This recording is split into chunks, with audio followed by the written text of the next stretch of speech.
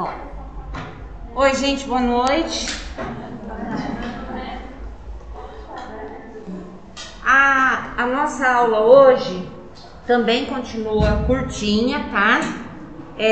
A gente vai só rever um pouquinho e falar sobre riscos ambientais, tá? Só pra gente dar uma lembrada. Vamos ficar esse primeiro momento aqui e depois a gente vai descer lá pro laboratório para a gente começar a iniciar a fazer aquela avaliação que eu falei para vocês que a gente ia dar início, tá? Que é da gente avaliar o ambiente para que depois a gente monte o mapa de risco então do local, tá? Para vocês aprenderem na prática então como avaliar um local de trabalho então em relação a riscos então que possam haver nesse ambiente, tá? Então, perto aí do segundo horário, a gente desce, eu vou ter que dividir a turma, né, colocar algumas nas salas lá e uma quantidade de alunos me segue para fazer a observação, anota o que tem que anotar e isso eu vou fazer então com o pessoal dividido, tá? Vamos tentar, até mesmo com esse aprendizado do mapa ambiental, de construir esse mapa, tá? De risco, como depois a gente pode fazer a avaliação, tá? Então vocês já constroem, aprendem e depois então já avaliam como parte dessa primeira avaliação. É difícil? Não é, tá, gente? É bem tranquilinho. Depois vocês vão ver como que é bem fácil de montar esse mapa, tá? Então mesmo mais chatinho vai ser na hora de vocês podem desenvolver equipes, tá? Não precisa montar esse mapa de risco sozinho, pode ser em mais de 2 pessoas até. E aí lá no laboratório a gente vai levar para vocês verem ao todo, mas a gente vai separar algumas áreas para os grupos então. Não vai ter que ficar avaliando o total do laboratório então para fazer o mapa de risco. Talvez eu separe ali 2, 3 laboratórios para uma equipe analisar e fazer o mapa de risco. E depois com isso, depois a gente junta e discute esse mapa de risco total ali do ambiente, tá bom? Então é bem tranquilinho. Bom, quando a gente fica falando em risco, toda hora a gente falando em risco, mas o que a gente tem como significado de risco então, né? O risco, ele é qualquer possibilidade aí, gente, de ocorrer uma situação que possa então afetar, trazer algum mal à saúde do trabalhador, ou do homem, né? Desse trabalhador em si, tá? E a gente já viu que os riscos são classificados, né? Então, eles têm essas classificações, onde eles estão divididos em riscos físicos, os químicos, os biológicos, os ergonômicos e os mecânicos, ou os acidentais, que a gente falou também, tá? Aqui, então, só para a gente também falar nas consequências, que a gente ainda não tinha chegado a esse ponto, né? A gente falou do... Dá uma resolução aqui, tá? Nossa.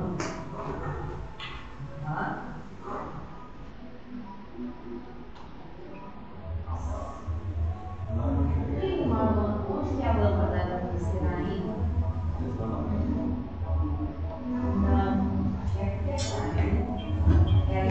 Acho que é ele já fica melhor aqui. Bom. Esse aqui tá bem melhor, ó. Então a gente chegou só a falar então, né, o que eram alguns riscos físicos, mas a gente não falou sobre as consequências que eles podem trazer então, tá?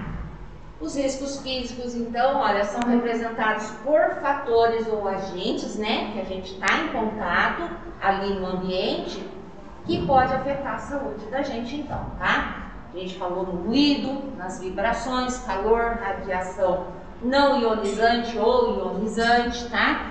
Umidade, frio, pressões. Oi. Mas que o ruído, olha, pode causar, então, se eu tenho um excesso de ruído no ambiente em que eu trabalho, né? Então, atinge diretamente o sistema nervoso, gente, que lhe irrita, né? A gente não consegue ficar muito tempo em um ambiente em que aquele ruído é constante, é alto, né? Ruído bom é ruído de música, né? Música é gostoso. Então, a gente ouve música pra caramba e som alto é gostoso. Mas muitas vezes, né, aparelhos em que a gente tá tendo contato ali, tá tendo que trabalhar, alguns deles não são tão silenciosos, tá? Por mais que essa tecnologia trabalhe para melhorar, então, os ruídos de equipamentos, muitos deles não conseguem atingir, então, um ótimo ali em que a gente possa ficar, né, trabalhando sem ter algum prejuízo para a saúde da gente, tá? Bom, então olha lá, pode trazer tudo isso: cansaço, irritação, dor de cabeça, alteração mental, atinge até mesmo, né, o nosso sistema nervoso em si. E até mesmo, olha, pode atingir até impotência sexual. Quem já pensou nisso, que o ruído afetaria até mesmo, né, nesse âmbito, então? Além do que, lógico, o aparelho auditivo é o que mais sofre, gente. A longo prazo, isso traz uma diminuição auditiva medonha, tá? Então é por isso que muitas vezes em ambientes de trabalho, aos quais esses ruídos são intensos, tem que se usar então um aparelho abafador de ruídos, né? Então, vamos dar só como exemplo uma fábrica de ração. É tremendamente barulhento lá dentro, tá?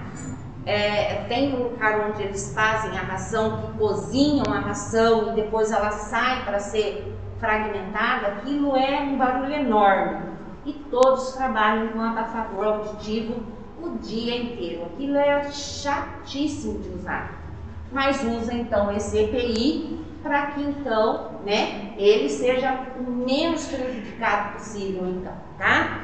E ele é considerado então um risco físico aí, né, o ruído, porque ele traz, então, pode trazer conforme essa pessoa trabalha, a intensidade, né, que ela trabalha e o tempo também que ela trabalha, isso afeta. Então ela tem que usar alguns dispositivos, então, para diminuir esse risco, tá? Que são os EPIs depois. Vibrações também, olha, né? A gente já falou de vibrações, alguns tipos de vibrações, de máquinas também que possam ser trabalhadas. Eu não sei ainda quando é que vocês vão trabalhar, né? O pessoal da odontologia, mas tem a sala lá embaixo, acho que vocês já visitaram lá, onde tem as cabeças, as mesas. Já foram lá? Já, né? E lá atrás vocês viram que tem umas mesas, um balcão todinho lá com os motores, que acho que vocês vão trabalhar o gesso, né? E aquilo ali acho que deve vibrar também. Já imaginou você o dia inteiro lá tremendo, né? Então, isso também pode causar aí cansaço, irritação, dores nos membros, coluna, artrite, lesões ósseas até mesmo, né? Se fala também da odontologia, eu vi normalmente aparelhinhos que vão fazer as restaurações também tem um tipo de vibração, né?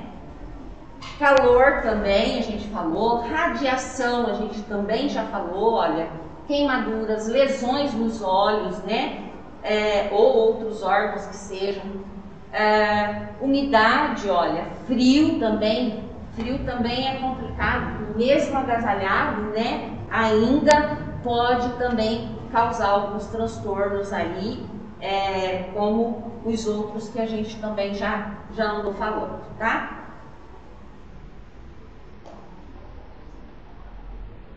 Quanto ao risco químico, né, também falamos que eles também estão presentes nos ambientes de trabalho de cada um de vocês, e eles são identificados em grande número de substâncias que também contaminam o ambiente, e esse também pode contaminar quem trabalha dentro dele. né?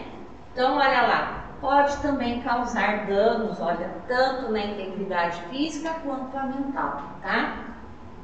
Então tem as poeiras, os fumos metálicos, névoas, neblinas, gases e vapores que são produzidos por esses produtos químicos, então, tá?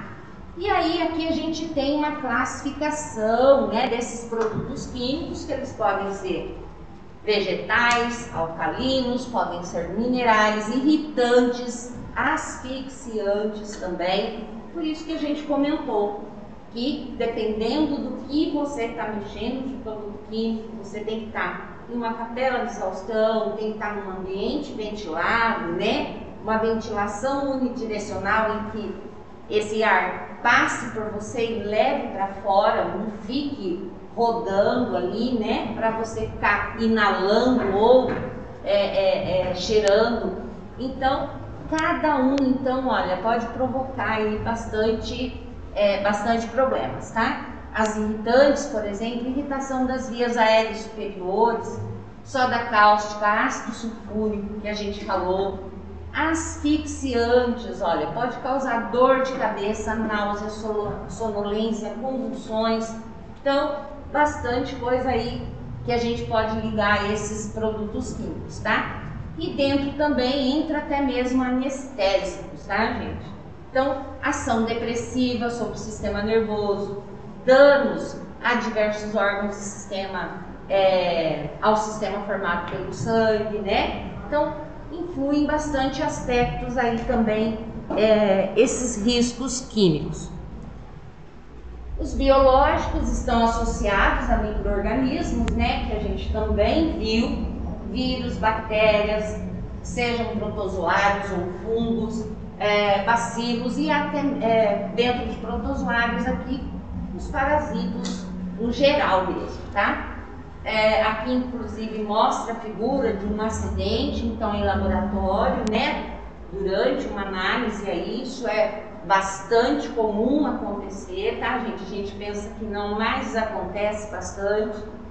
E depois de um acidente desse, tem que ser tomado algumas providências aí, em que a pessoa vai ter que tomar uma bateria de remédios, né? Passar por um processo, então, de acompanhamento para realmente ela, pelo menos, se prevenir de alguma doença que possa ter ali com aquilo que ela se contaminou, tá?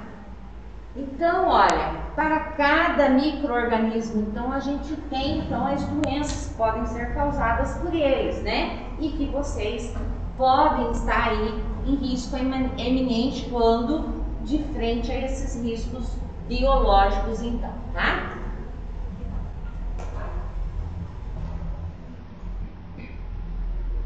Ergonômicos, também falamos em relação de como nos acomodamos, então, no ambiente de trabalho, tá?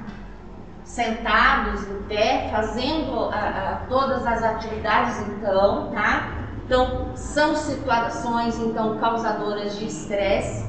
Se você não está bem acomodado, não está totalmente posicionado, né? Então, de modo geral, vai trazer, então, algum malefício aí para a sua saúde, tá?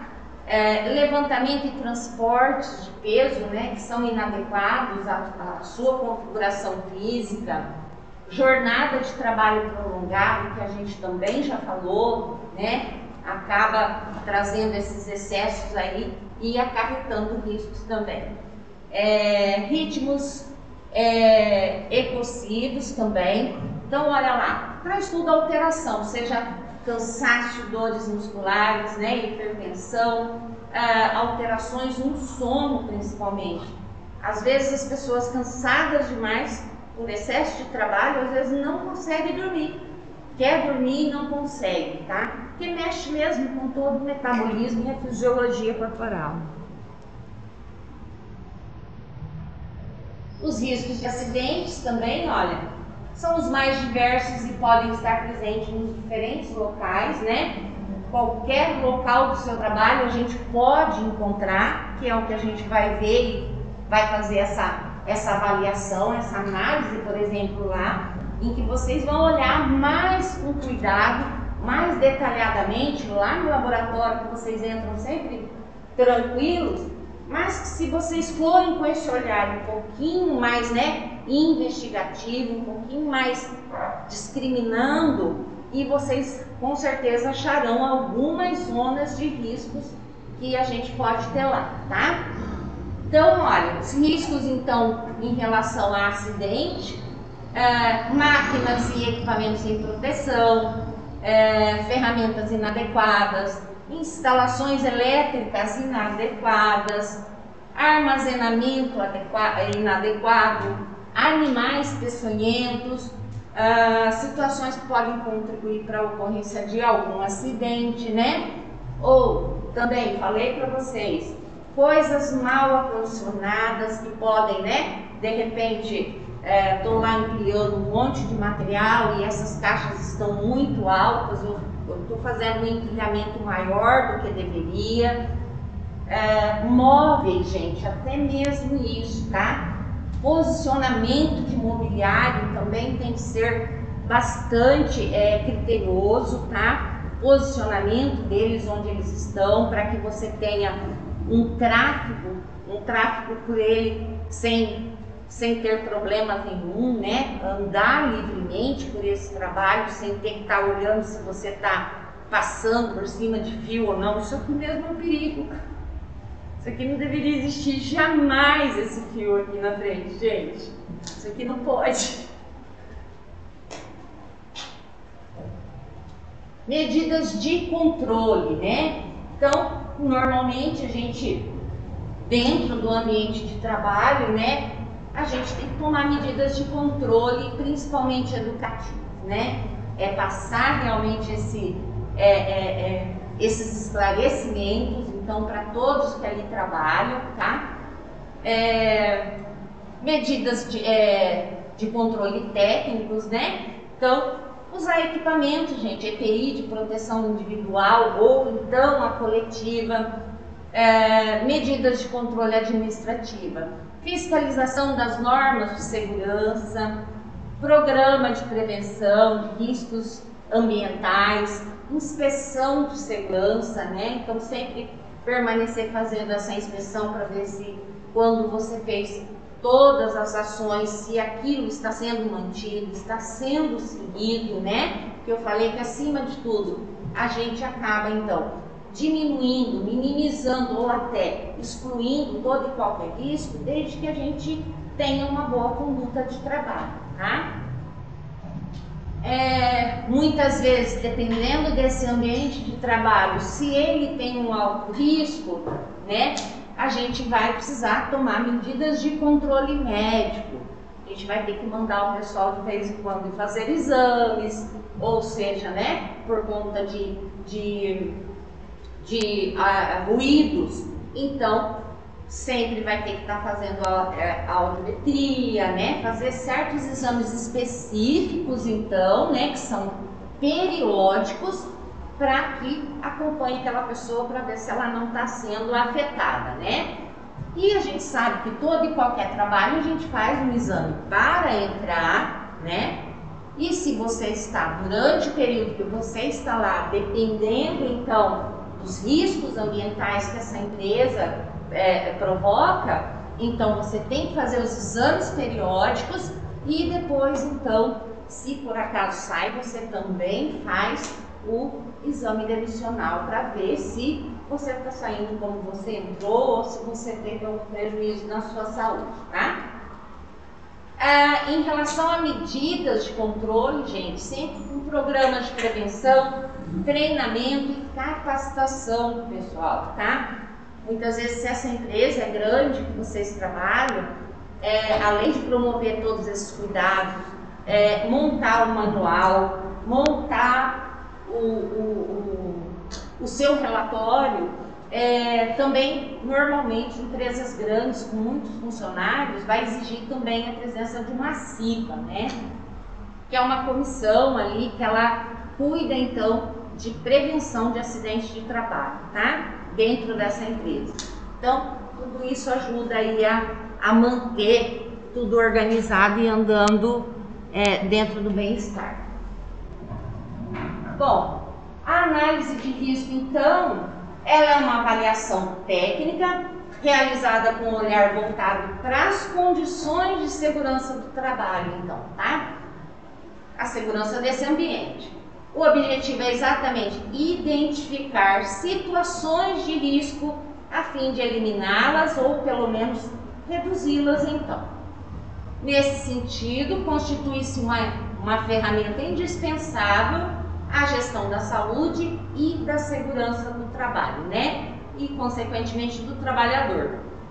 Os resultados obtidos com a análise de risco servem como base para definir as medidas que vão servir para prevenção e elas devem ser adotadas, então, para os colaboradores e para o ambiente avaliado também. Depois, lá embaixo, eu vou mostrar para vocês os relatórios que tem a respeito, até mesmo da faculdade mesmo, que a gente tem lá esses relatórios sobre riscos, tá?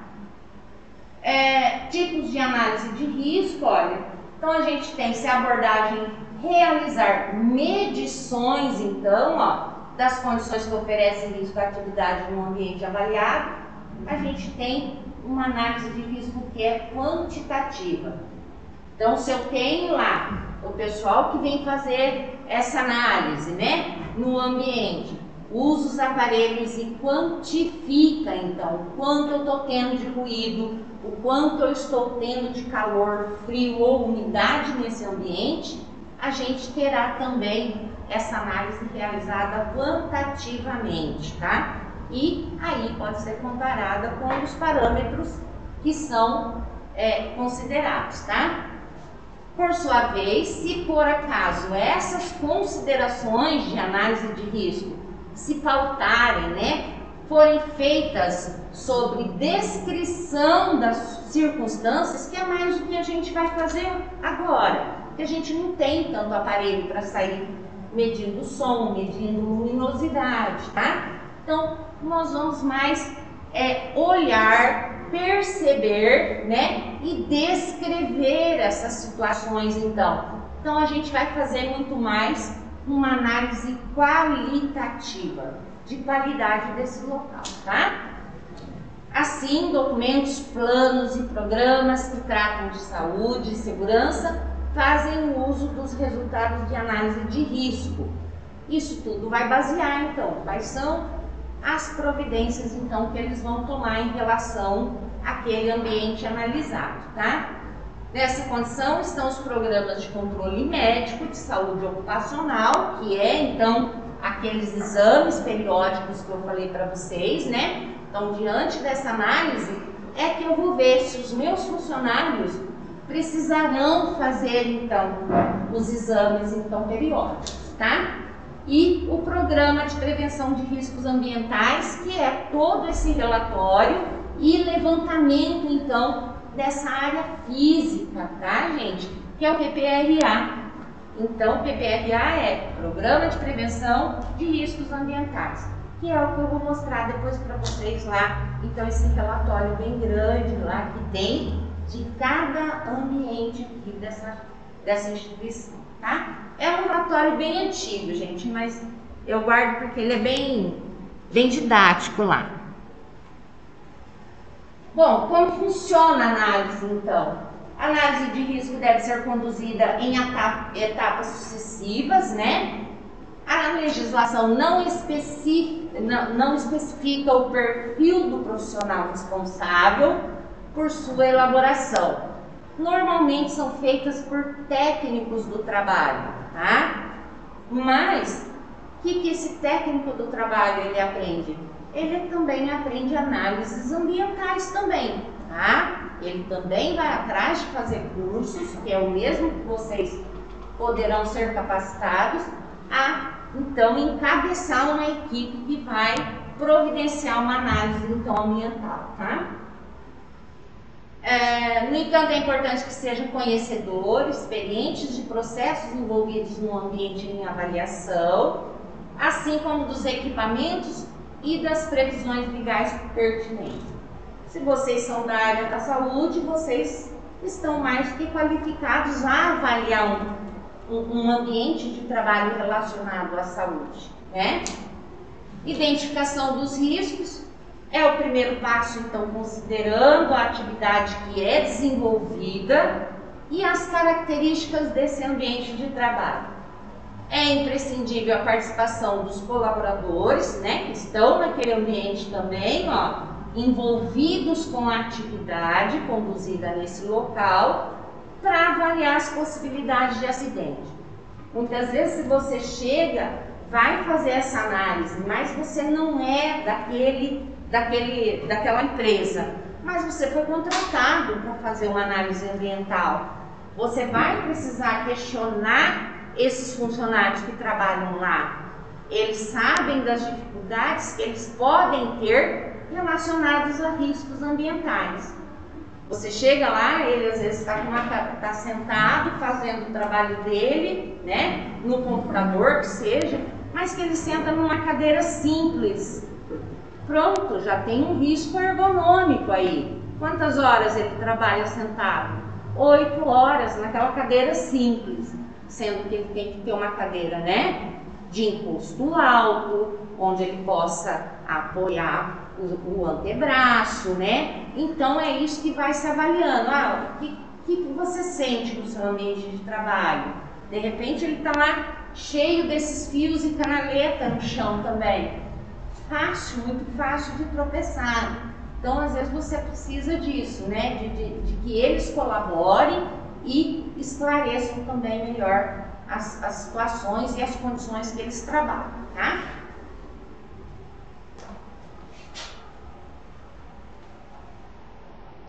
Bom, conhecidos então os riscos e os trabalhadores envolvidos, é hora de analisar cada situação em relação ao respectivo fator de risco encontrado. Devem ser considerados, além do risco propriamente, a probabilidade da sua incidência, tá, gente? O histórico existente e a intensidade de cada possível evento. Se já existe um risco de cair, a gente tem que imaginar mais à frente. Não é porque às vezes vai cair uma vez. Eu posso ter várias pessoas caindo em momentos diferentes, tá, gente? Então, tem que definir tudo isso, né? Então, é passível de quedas periodicamente, e não uma única vez. Não é às vezes porque você fala, ali tem um tijolo levantado, não é só uma pessoa que às vezes vai tropeçar naquele tijolo. Às vezes você esquece e outro dia você vai cair de novo ali tropeçando naquele local. Definição de medidas de prevenção. Então, com os dados anteriores já é possível definir as medidas que devem ser adotadas para a prevenção de acidentes nas situações analisadas. Cada caso quase sempre requer uma medida preventiva que seja diferenciada. A formalização da documentação, cada etapa do processo deve ser registrada, documentada, propondo a formalização da análise de risco conduzida. Posteriormente, os fatos registrados podem servir de base para uma revisão. Então, sempre a CIPA, normalmente, que tem nessa empresa, ela então é que sempre anota, tá, gente? Durante os tempos que ela está, então, com a sua... está governando, está administrando, né? Porque a CIPA é uma comissão dos próprios funcionários, tá? Onde são escolhidos por eleição e eles constituem essa comissão. E essa comissão sempre tem reunião e normalmente essas pessoas trazem os problemas que aconteceram nos seus setores de trabalho e tentam ser resolvidas isso, tá? Levam até os superiores, olha, nós estamos com um ambiente lá que está assim, assim, assado, já aconteceu 2 acidentes esse mês, então a gente precisa, né, tomar alguma providência. Então, tudo isso é registrado em ata, é colocado junto com a documentação, tá, desse documento que é de risco ambiental, tá, gente? E sempre esses registros, eles servem então como base então para revisão do que é que tem que ser melhorado então nesses relatórios, tá? Aqui, gente, só colocando aqui, né, aqueles critérios que a gente viu anteriormente e que depois para identificação também de riscos, a gente vai usar cores, tá? Aí depois a gente vai começar a falar mais disso. E sempre que houver riscos físicos, a gente identifica ali com a cor verde. Quando então tiver riscos químicos, a gente vai identificar com o vermelho. O 3, que são riscos biológicos, é a cor marrom que representa, riscos ergonômicos amarelos e o riscos de acidentes, então, é o azul, tá? Então essas cores, depois que a gente for, na próxima aula que eu apresentar, né, um modelo de mapa de risco, aí a gente sempre vai utilizar isso aqui, porque a gente vai relacionar essa análise que a gente vai fazer com as cores aqui, com esses grupos de risco. Se eu vejo uma escada e eu vejo a possibilidade de queda, né, nessa escada, eu sei então que está lá no grupo azul, tá? Aí depois a gente vai relacionar também. Por quê?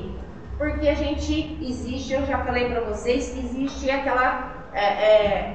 existe a intensidade, né? Então, ele pode ser pequeno, né? Pode ser um risco pequeno, pode ser um risco médio ou pode ser um risco grande. É aí que também vai prevalecer a análise de vocês. Tem o risco dele escorregar, cair nessa escada, mas qual é o risco, né? Vamos imaginar qual é então essa intensidade de risco que ele vai ter. É pequena, é média ou é grande essa intensidade, né? Que ele pode cair nesse local.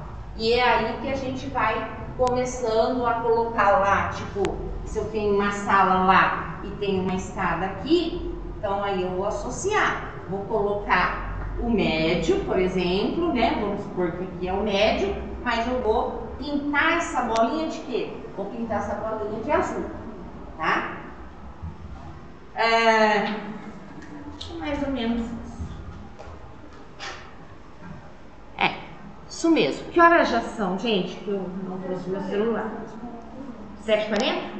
Tá. Então a gente pode descer, porque daí eu acomodo vocês. Eu acho que esse tempo restante dá pra gente... dá pra trabalhar o resto.